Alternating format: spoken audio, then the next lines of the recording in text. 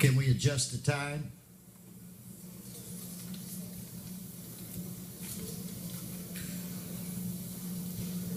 Okay, thank you, sir. It is Eric Previn from the 2nd District.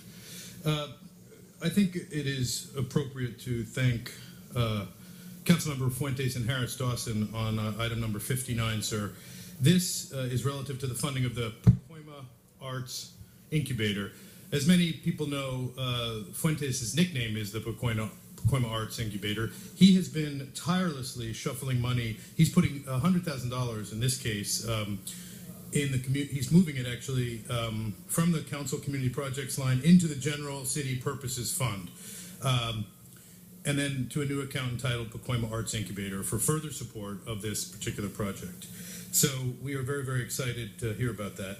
The very next item, in fact, is item 60 on this agenda, and here he is decreasing the CBGB funds in the amount of 1.25 from the Pacoima Arts Incubator with the Community Development Trust Fund. So it gets confusing for the folks in the public, so I can't go more into those weeds on that particular item but you can see what's happening here is that there is a transfer of funds. There was a very good article in City Watch about this by a guy named Jack Humphreyville, where he pointed out how the city has approximately $40-something million worth of funds that are like, they call them a slush fund, but it's not exactly that. And then what they do is they earmark them for projects that have a specific, like Pacoima Arts Incubator, a particular application in the neighborhood where the council member. So in a way, that sounds actually pretty good. But for the folks, I think Humphreyville and others have argued, who are worried about the citywide deficiencies all over the place, they were hoping that some of that $40 million would go into the general fund and fund the appropriate services that everybody has come to expect. Now, item 67, which you asked me to include, I will, sir, as a courtesy to you. It's very hard to divergently address these things. But this one caught my attention because it is our friends at UFLAC. Now, for those who don't know, that's the United Firefighter, basically the union, who represents some of the firefighters, the important ones. Now, UFLAC is a big champion of Councilmember Kirkor. I think they love you all.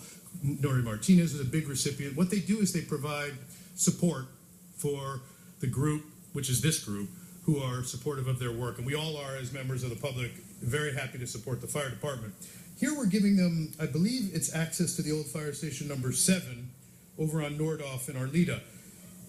We have a history of giving away city firehouses that has caught my attention in the past. On July 1, 2015, 1 year ago, when you were being ushered in as council president, I raised up some concerns about the sale of one, but today we're not selling it. What we're doing is we're providing a very special lease for UFLAC, the great campaign contributors. And what the terms of that lease are, sir, we will leave it to you and your team to bring forward appropriately and in a public manner so that we can see that they're getting a very, very good deal, because these are, in fact, the fire department, and we want them to have a fair treatment at the very least. Now, I don't think it's necessary to have an RFP. I'm certain that you guys are not interested in that. I know Buscaino can't stand RFPs. He prefers RFQs, which is kind of qualifications.